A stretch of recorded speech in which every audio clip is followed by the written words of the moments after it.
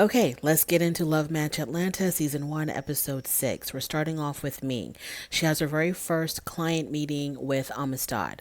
Amistad is the store clerk worker who she met when she was doing an image consultation with her other client, Scott. And Amistad was working at the men's clothing store.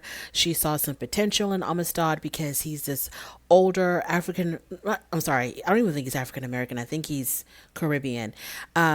He's this older Caribbean man who's just very distinguished. He's got this very deep voice. He was dressed really dapper, really nice. And he's very tall, very easy on the eyes. There is just something about him. You would think that he would be like a CEO of a company or something. Maybe he owns this clothing store, but you just really don't imagine him. But then some men's clothing stores, especially the very higher end ones, I think they pay their employees extremely well if you're selling a lot of, higher end type of clothing, which I think this client was.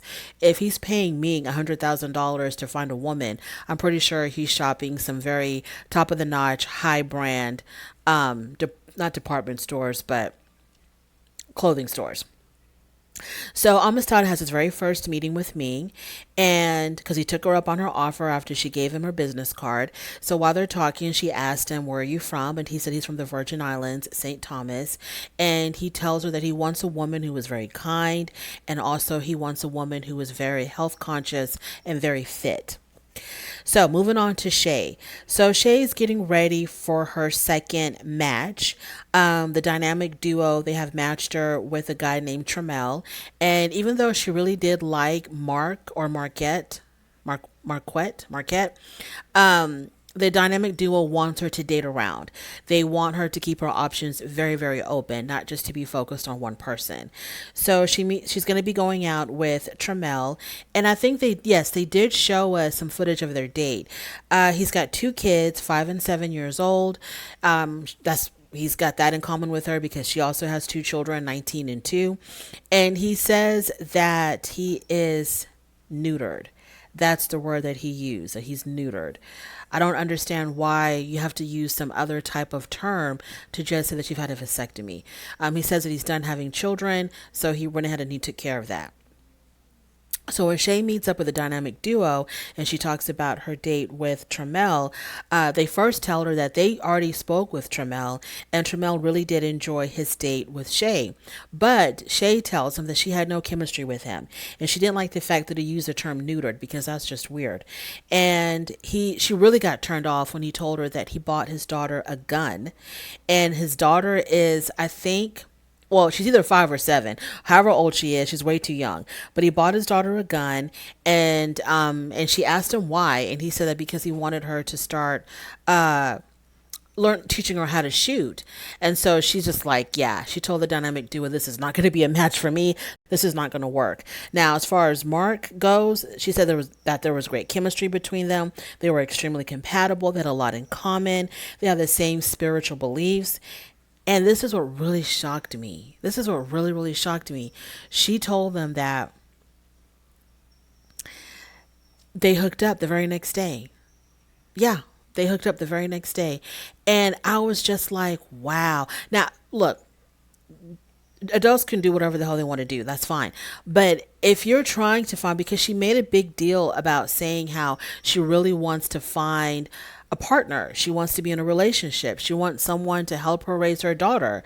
She's looking for a father figure for her 2-year old daughter. So she's not just hooking up. She's looking for a relationship. She's looking for possibly, someone that she could possibly see herself getting married to. So like for her to do that, I kind of felt like that was just not the right move. I'm not trying to even pass judgment, but I feel like, a lot of times when you rush into that so early on, especially when you're looking for something long lasting, I think you kind of reduce your chances of it being long lasting. And of course, there's going to be stories of people who hooked up, hours after meeting each other, they got married and they stayed married for 65 years. But I think that's the exception and not the rule. I think in most situations, especially in this day and age, where you can have access to people just at the tip of your finger, just at the tip of your fingers on your phone. You can have access to anybody in the world. You can, slid into somebody's DM, hook up with anybody in the world. You can just start, a thing with them. And it's so easy to be distracted by all the potential that's out there. I just don't think that that was a good move for Shay to do that. If she's looking for something long term, now if she's just looking for a hookup, then you go for it, girl. But if you're looking for something a little bit deeper than that, I didn't think that was a good idea. But we'll see how it works out. Hopefully, they'll prove me wrong. So now, Shay, the matchmaker, we're done with Shay, the client. Now, Shay, the matchmaker, she is talking with her client, Ashley. Ashley is her client who she's been having a hard time matching because Ashley is extremely unique. Ashley is, I think she's like in her 30s, early to mid 30s, African American female. She's very quirky. She's very unique. She has a bald head. She is, has very melanated, beautiful melanated skin. She's got very plump lips. She's a sex blogger and she's very open and very free with her sexuality. So Shay has been having a tough time matching her, but she thinks that she found someone who could be a very good potential for Ashley. So we're going to see how that goes later on. Now, we're back with Kelly and Tana, the dynamic duo. They're meeting with their client G. Now, G is their previous client who they took her out. They matched her with someone. Now, G is very sophisticated. She's a career woman. She's a mother. She's very, poised, intelligent, intellectual type of woman. But they matched her with someone who, the only way that I can describe him is like he's like a homeboy. Someone who, if he said he never went to college, it wouldn't be hard to believe. Just someone who, just wasn't, I didn't think was a good match for her at all. They're completely two different people. They did not look like they had a lot in common or anything in common at all. He was just not a good match for her or basically, or really for anyone else for that matter. So she tells him that her date with that guy, they have a follow-up meeting with her, and she says that the date with that guy only lasted 15 minutes. She tells him that my time is very precious. My time is very valuable to me, and I just wasted my time because, I have to get ready. I have to drive wherever I'm supposed to meet these people. So, my time is very precious, and I don't have time to be wasting with people who are not a good match for me. So they had matched her up with a second date. And I don't write down his name. So they matched her up with a second date. And this date was 1,000 times better. The gentleman was older. Now, G's in her early 40s. And this gentleman was, I think, in his early to mid 50s. He was very polite, very chivalrous. He pulled a chair for her.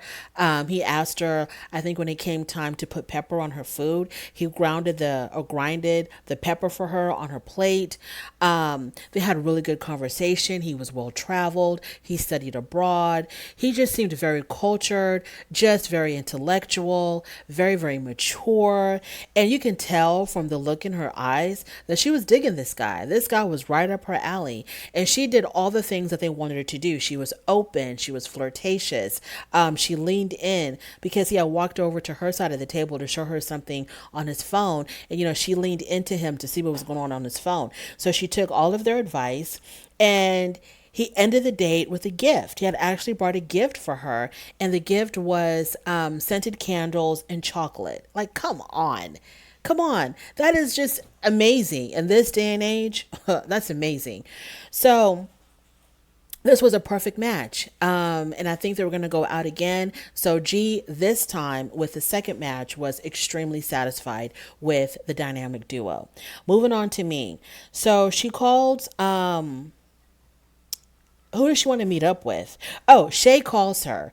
Shay calls me because she wants them to meet up so they can have a one-on-one conversation about their differences and see if they can work something out. And so she invites Ming for tea. And I think she invited her for tea to prove that she wasn't, lowbrow or whatever, because Ming thinks that Shay is like a gutter snipe, and that Shay, all she wants to do is fight and throw down and act crazy and be loud. So Shay makes it a point to invite her for tea, and I think it's because she wants to appear like she's she's not that way at all, and that she's very civilized in culture. So let's go have high tea. There is another mixer. Am I even going to talk about that? No, I'm not even going to talk about that. Oh, okay, let's talk about it. So there's another mixer. I don't know whose event it is. Some other matchmaker that we don't know.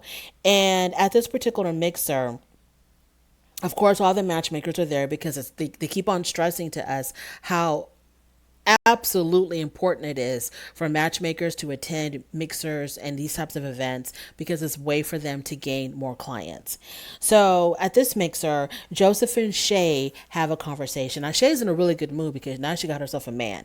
So she's in a really good mood. So Joseph and Shay are having a conversation, and they talk about how, they have that situation at Joseph's first event where he kicked everybody out. So they talked about that, they smoothed that out. They're back on the right track again because they've been friends for 10 years.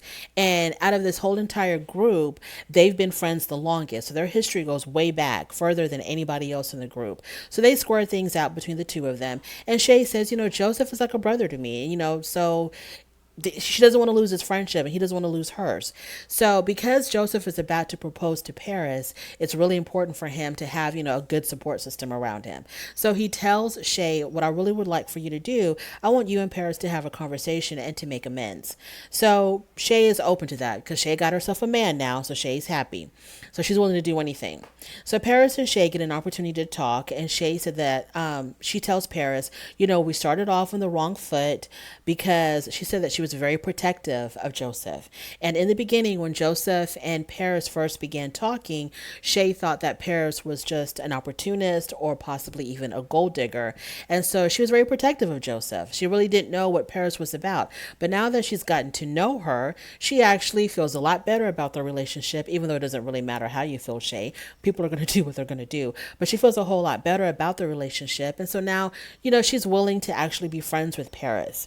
So Shay apologizes to Paris, and Paris accepts the apology. They hug it out. They're going to start fresh. They've made amends, and it was really good to see. I'd love to see people who are beefing. I love to see them come together, especially when it appears to be genuine.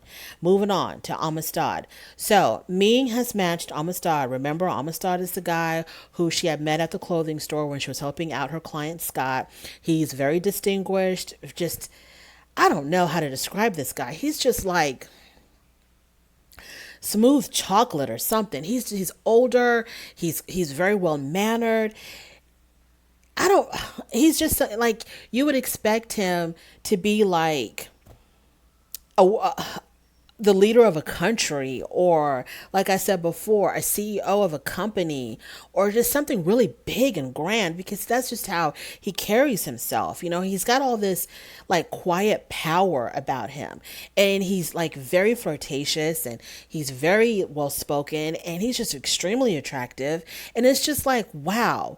But his downfall is he comes on too strong, too fast, and it turns women off. So Ming has matched him with a young lady by the name of Taisha.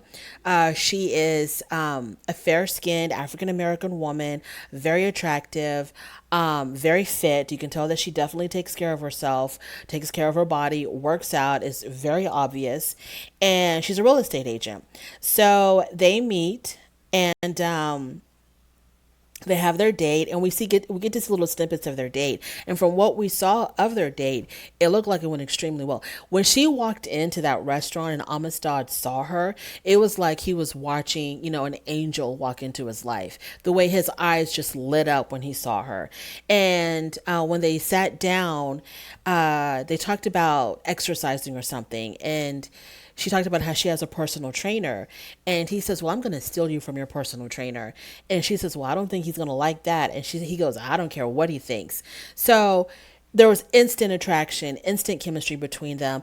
And the whole time he's just looking at her like an amazement. Like he just can't believe that he was matched with this woman. And she also looks like she's, really digging him. So when he had his follow-up meeting with Ming, he told her that the date was amazing, and that, and then Ming asked him, well, are you interested in a second date with her? He was like, we've already planned the second date. We've already made arrangements for that. And so Ming tells him that Taisha told her that she really enjoyed the date as well with Amistad, and he was really happy to hear that. And so Ming warns him, don't move too fast. And so he's like, well, can I tell her that I love her on the third date? And she's like, no. He goes, on the fourth date? She's like, no. On the fifth date? And she's like, well, maybe on the fifth date. He's just ready to let it all out. So moving on from there. So Kelly, the other half, one of the halves of the dynamic duo, she's with her boyfriend, Chris. He's about to go back to Michigan, so she is driving him to the airport. So the initial plan was for I guess initial, it was for Kelly to move to Michigan. But she got this business started with Tana in Atlanta, and their matchmaking business is skyrocketing. So she can't leave her business. So, and I really thought he had said at one point that he was willing to move to Atlanta, but it seems like that's not an option for him. So he tells her that there's no way for him to move to Atlanta because he's dealing with, I think, he said he was fighting for his daughter in Detroit. So that makes me think that there's some custody thing going on between him and his ex in Detroit for his daughter. So he can't leave Detroit. He has to stay in Detroit. And he's like, I'm from Detroit. And he said it kind of like, I'm from Detroit, that's my home and I'm not leaving it. So he's got his roots there on the one hand and he's got his daughter there on the other hand. So it seems like him moving out of Detroit is not an option. And so she's like, well, I don't know what we're going to do. And then he says, well, you make it seem like it's an ultimatum. Either I move to Atlanta or we're going to break up. And she's like, well, it kind of is an ultimatum. So I don't know what they're going to do with that. Moving on from there, Ashley. Ashley is Shay's client who she's had a really hard time matching. She's African American female. I think she's in like her early 30s. Very melanated, beautiful dark skin. She keeps her hair bald. She wears like really quirky glasses. She's got a very quirky personality. She's very spunky and outgoing and spontaneous and cheerful. She's the sex blogger and she's very open with her sexuality. So she is going to meet, she's going to have her first date with Rolando. Rolando, I think he's around the same age as her. He's divorced. I don't think he has any children. I don't remember. And when they first met, it seems like they were hitting it off. It was going a whole lot better than a previous date. They had a lot in common. They're both from North Carolina, so they could relate with each other on that from another southern state. And she asked him if he had ever been to a swingers club. And he was like, yeah, I actually have, which is a good sign because that means that he's probably on the same freak level as she is. And he says, yeah, he's been to a swingers club once. And, she talked about his tattoos. She really enjoyed his She really liked his tattoos, and he told her that he really loved. He says, "There's two things about you that just, checks off my list." And he says, it is your beautiful skin. I just love your skin, which is great because one of the guys that Shay was going to match her with told Shay that he only dated light skinned women. So this particular guy, he is in love with her melanated skin. He is in love with her full lips. So the things that other guys didn't find quite attractive, this guy is loving it. So when she meets up with Shay for the follow-up date, for the follow-up consultation about how the date went, they're having a conversation and, Ashley said that the date went really well, that they really connected. There was definitely chemistry there. And she told him that they hooked up on the first date. And I was just like, wow. Okay. And Shay says in her confessional, well, I really don't have any hard and fast rules for my client, like waiting 90 days or waiting until you get married. Obviously not, Shay. Obviously not, because you don't even follow that. So how could you tell your clients to follow that? Obviously not. So this was a good match for Ashley. So her and Rolando seemed to have hit it off, and this was a good match. So this was a success for Shay. Now it is time for Shay and Ming's little meetup for tea or over tea. Let me just cut to the chase. They meet up. They get attacked by gnats. There's gnats flying everywhere. It didn't start off very well. Ming insulted Shay's business, saying that her business was low budget or middle budget, and Shay had to correct her and say, no, I cater to the middle class. Ming, because she's so, highfalutin, hoity-toity, she thinks that she's, really up there, the upper echelon of society because her clients pay her $100,000 for her services. She acts like she has no idea, like she's never heard of the term middle class. And so Shay has to explain to her, middle class are like your truck drivers, your teachers, your lawyers. And then Ming was like, oh, that's middle class. And so Shay's like, yes, that's middle class, because not everybody can dish out $100,000 for a matchmaking service. And Ming was trying to say that matchmaking is like it's a luxury item. It's only for the very wealthy because they've got the money to throw around. So matchmaking services are just for the very, very, very rich. That was her understanding. I guess she had no idea that there's some people who don't want to go through Match.com or Plenty of Fish or eHarmony. You know, they want to go through something a little bit more personal. So they will go to a matchmaker. They've got money, but they just don't have $100,000 to spend on a wish and a whim. So they kind of were going back and forth with that. And then they talked about Paris and Joseph. And she said, Shay told her that, I made up with Paris. You claimed that I wanted to throw down with Paris and I wanted to beat her up or whatever. But me and her, we talked and we made up. So me and her are good. Me and Joseph are good. So Shay's good with everybody except for me. And so Shay was like, Ming was like, oh, where did you do that? And she says at the, whatever event it was, she made up with both of them. And so I kind of felt like even though it did end on and then Shay even complimented me. She says, my business is not at the level of where your business is at. And Ming responded with, I'm glad you know that. So even though Shay was giving her a compliment, Ming was still kind of, really shady with her. And so they kind of, I think it didn't, I couldn't tell how it ended, but it seemed like it ended on a good note. Like they came to an understanding of one another. And so it seems like they've squashed their beef. And now, wouldn't say that they're friends because Ming is very, I don't know what she is, but I wouldn't necessarily say that they're friends, but they're not where they used to be. Let's just say that. Thank you so much for joining me in this review. On your way out, don't forget to rate the video. If you like this content, subscribe. If you don't like this content, don't worry about it. But thank you for stopping by anyway, and I'll definitely talk to you later. Bye.